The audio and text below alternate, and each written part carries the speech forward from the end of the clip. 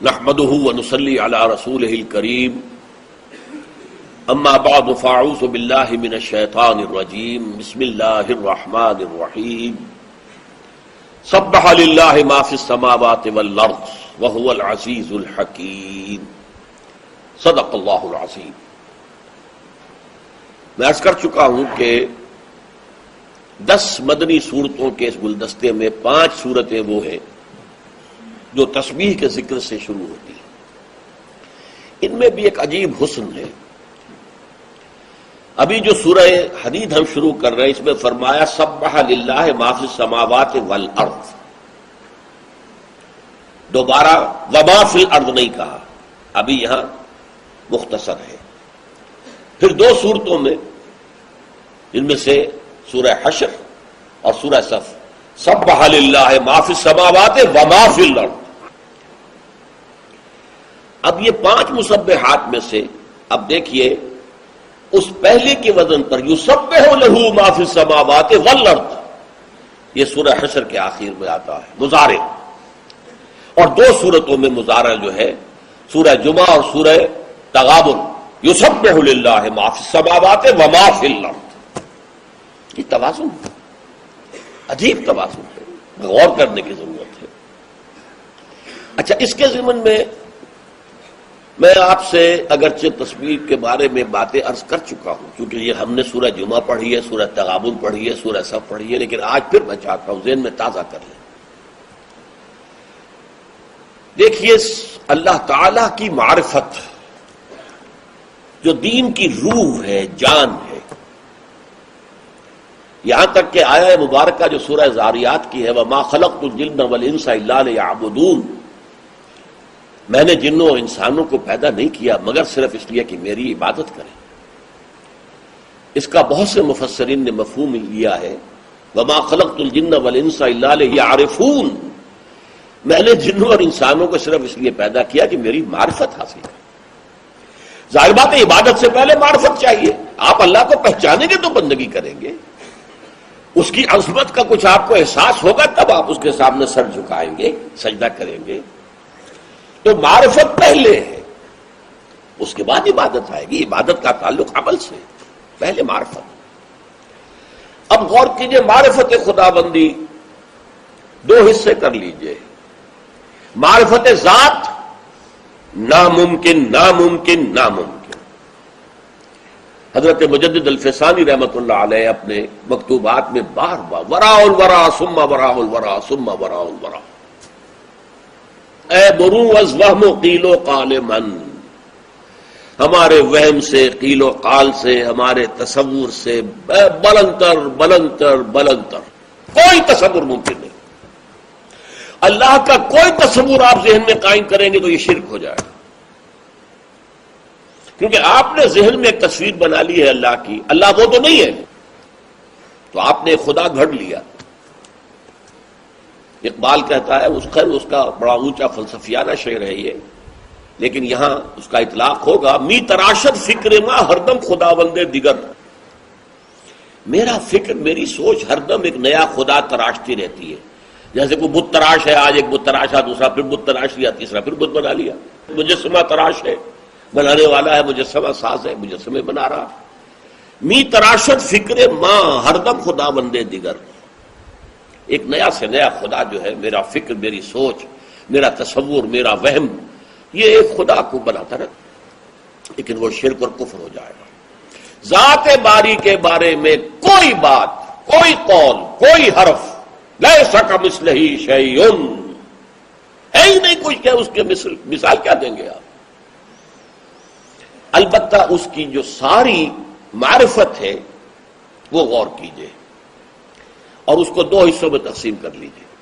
پہلے میں نے کہا معرفت ذات وہ ہمارے آؤٹ آف باؤنڈس، ہمارے دائرہ کار سے، ہمارے فہم سے، ادراک سے باہر ہے، وراء الورا ثم وراء الورا ثم وراء الورا۔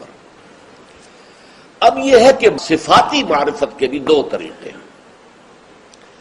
ایک تو یہ تصور کہ وہ ہستی ہر عیب، ہر ضعف، ہر احتیاج، ہر تقصیر، ہر کوتاہی سے پاک ہے، اعلیٰ ہے، عرفہ ہے، منزہ ہے۔ یہ ہے منفی تصور. منفی تصور، نہ اس میں کوئی عیب ہے، نہ اس میں کوئی کمی ہے، نہ اس میں کوئی کمزوری ہے، نہ اس میں کوئی احتیاج ہے، نہ اسے کوئی ضرورت ہے. ہر شے کی نفی، کوئی ضعف نہیں، کوئی کمی نہیں، کوئی تقصیر نہیں، کوئی کوتاہی نہیں، کوئی احتیاج نہیں، کوئی ضعف نہیں. اس کا نام ہے تسبیح، پاک قرار دینا. ہر کمزوری سے، ہر عیب سے، ہر تقصیر سے، ہر ضعف سے، ہر احتیاج سے پاک ہے، اعلیٰ ہے، عرفہ ہے، منزہ ہے. اور مثبت پہلو کیا ہوگا؟ ہر خیر جس کا ہم تصور کر سکیں، ہر خوبی جس کا ہم تصور کر سکیں، وہ اس کی ذات میں موجود ہے بتمام و کمال. علم ایک خوبی ہے، وہ بکل شیء علیم، وہ ہر چیز کا علم رکھتا ہے. قدرت، طاقت، وہ علی کل شیء قدیر. حیات، الحی، زندہ، از خود زندہ. کسی اور کے زندہ رکھے ہوئے زندہ نہیں ہے، خود زندہ ہے. اب یہ ہے، اس کو کہتے ہیں، ایک ہے منفی تسبیح، ایک ہے مثبت تحمید. تحمید، حمد کیا ہے؟ کہ اللہ میں ساری خوبیاں، سارے کمالات جس کا بھی تصور کیا جا سکتا ہو، ہر خوبی، ہر کمال بتمام و کمال موجود ہے. اسی کو حدیث میں کہا گیا ہے التسبیح نصف المیزان. تسبیح سے معرفت ربانی کی میزان آدھی پر ہو جاتی ہے. وہ الحمدللہ تملأہ، اور جب الحمدللہ کہہ دے تو وہ میزان بھر گئی، پرڑا بھر گیا. منفی مثبت، التسبیح نصف المیزان والحمدللہ تملأہ. ایک یہ انداز ہے تسبیح و تحمید. اچھا، ایک دوسرا انداز ہے صفات کے اعتبار سے. اب جو صفات ہے اس کی کمال ہے، صفات کمال، ان کے بارے میں بھی نوٹ کیجئے. ان صفات کے بارے میں بھی ہم نہ ان کی کیفیت کو جان سکتے ہیں، نہ کمیت کو جان سکتے ہیں. یہ الفاظ ذرا مشکل ہو گئے. کمیت کسے کہتے ہیں؟ Quantity, quality and quantity. Quality کیفیت، کوانٹٹی کمیت. نہیں جان سکتے. اللہ قدیر ہے، کتنا قدیر ہے ہم جان سکتے ہیں؟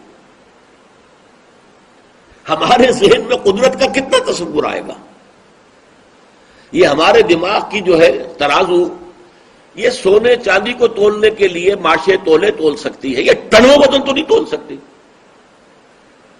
اللہ علیم ہے، کتنا علیم ہے؟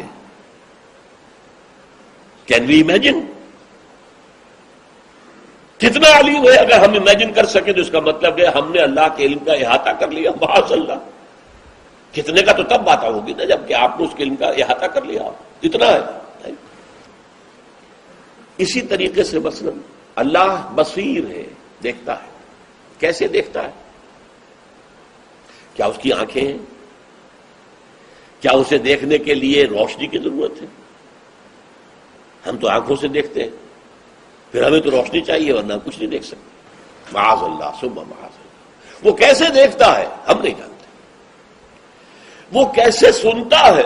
بکل شیء بصیر، بکل شیء سمیع، ہر شے کا سننے والا، ہر شے کا دیکھنے والا. سمیع البصیر، سمیع البصیر، السمیع البصیر. کیسے دیکھتا ہے؟ We don't know. کیسے سنتا ہے؟ We don't know. کتنا علم رکھتا ہے؟ We don't know. کتنی قدرت ہے؟ We can't imagine. یہ ہے ہماری محدودیتیں. اللہ کا کوئی تصور قائم کرنا ہمارے لیے ممکن نہیں. البتہ اقبال نے ایک بات کہی ہے، بہت خوبصورتی کے ساتھ کہی ہے. یہ انگریزی کے دو الفاظ ذرا سمجھنے ہوں گے. This universe is a concept, God is percept. Perception میں اور کانسیپشن میں کیا فرق ہے؟ کنسیپشن ہے کسی چیز کا تصور کر لینا پورا، وہ تو احاطہ ہوگا تب ہوگا نا، کوئی آپ تصور قائم کر سکیں. تو یہ یونیورس تو جو ہے وہ کانسیپٹ ہے، اللہ کی ذات کانسیپٹ نہیں ہو سکتی، پرسیپٹ ہے. پرسیپٹ کہتے ہیں کسی چیز کی پرسیپشن، محسوس کر لینا کہ ہے. اب اس کی سادہ ترین مثال میں آپ کو دے رہا ہوں. دیکھیے، ایک دیدہ بینا والا انسان ہے، اس کی بینائی صحیح ہے، ایک اندھا ہے بیچارہ. وہ دونوں ایک قلعے کی دیوار کے سامنے کھڑے ہیں، فصیل کے سامنے. وہ جو دیکھنے والا ہے اس کو اندازہ ہے یہ فصیل کتنی اونچی ہے، کس رنگ کی ہے، کیسی ہے. وہ ایک کانسیپٹ قائم کر سکتا ہے اس لیے کہ وہ دیکھ رہا. لیکن اندھا کیا کرے گا؟ صرف جا کر ٹٹول کر کے ہے دیوار ہے بس. کتنی اونچی ہے، کیسی ہے، کس رنگ کی ہے، یہ پرسپشن ہے، percept. We can feel with in our hearts the existence of God. جیسے کہ ایک اندھا دیوار کو ہاتھ لگا کر کہتا ہاں دیوار ہے، دیوار ہے، دیوار ہے. اسی طرح ہم دل میں اللہ کی وجود کو محسوس کر سکتے ہیں، پرسیو کر سکتے ہیں، کنسیو نہیں کر سکتے، اس کا پورا تصور ہم قائم نہیں کر سکتے. یہ ہے معرفت باری تعالیٰ کے ضمن میں چند باتیں جو میں نے چاہا کہ ایک ترتیب کے ساتھ سامنے آ جائے. اب دیکھیے، جو میں نے کہا تھا پہلی بات، معرفت ذات خارج از بحث. ذرا بھی بات کرو گے تو کہیں نہ کہ کفر اور شرک میں مبتلا ہو جاؤ گے. حضرت ابوبکر صدیق نے ایک مرتبہ فرمایا، بڑا پیارا، العجز عن درک الذات ادراک. اللہ تعالی کی ذات کے ادراک سے عاجز ہو جانا ہی ادراک ہے. جب انسان یہ سمجھ لیتا ہے معلومم شد کہ ہیچ معلوم نہ شد، مجھے خوب معلوم ہو گیا ہے کہ مجھے تو کچھ بھی معلوم نہیں. ایک آدمی فزکس کی ہائٹس کے اوپر پہنچا ہوا ہے اور یہ جو اسپیس ہے اس کی، لیکن آج بھی وہ سمجھتا ہے مجھے کچھ پتہ نہیں ہے یہ کائنات کتنی لمبی چوڑی ہے، کہاں شروع ہوتی کہاں ختم. دونوں معلومم شد کہ ہیچ معلوم نہ شد، یہی پتہ نہیں اس کا سائز کیا ہے، کچھ پتہ. یہ علم کا کمال ہے. اسی طرح معرفت خدا بندی کا کمال کیا ہے؟ ذات باری تعالیٰ کا. العجز عن درک الذات، ذات کے ادراک سے عاجز جب آدمی آ جاتا ہے، ادراکو، یہی ادراک ہے. اس پر حضرت علی نے گرہ لگائی، دوسرا جملہ کہہ دیا جس سے کہ شعر بن گیا، وَالسَّعْيُ فِي كُنْهِ الذَّاتِ إِشْرَاكُ. ذات کے ادراک کی کوشش کرنا شرک بن جائے گا. یہ میں بیان کر چکا ہوں. تصور آپ قائم کریں گے تو وہ تو آپ کا اپنا بنایا ہوا خدا ہے، آپ کے ذہن کا تراشیدہ خدا ہے. نہیں تراشد فکر وہاں ہر دم خدا بندے دیگر. تو یہ چند چیزیں ہیں. اب آپ دیکھیے سورت شروع ہو رہی، سبح للہ ما فی السماوات والارض. سبح یسبح کا مادہ عربی زبان میں آتا ہے تیرنے کے لیے یا فضا یا خلا میں اپنی سطح کو برقرار رکھنے کے لیے. پانی پر، دریا پر، سمندر پر کوئی چیز چل رہی ہے سطح کے اوپر، ڈوب نہیں رہی تو اسے ہم تیرنا کہتے ہیں. فضا میں، خلا میں کوئی شے اپنے بلندی پر برقرار ہے تو یہ بھی سبح یسبح ہے. سبح یسبح خود تیرنا یا خود اپنی سطح کو برقرار رکھنا. اسی معنی میں قرآن مجید میں سورہ یاسین میں آیا ہے تمام سیارے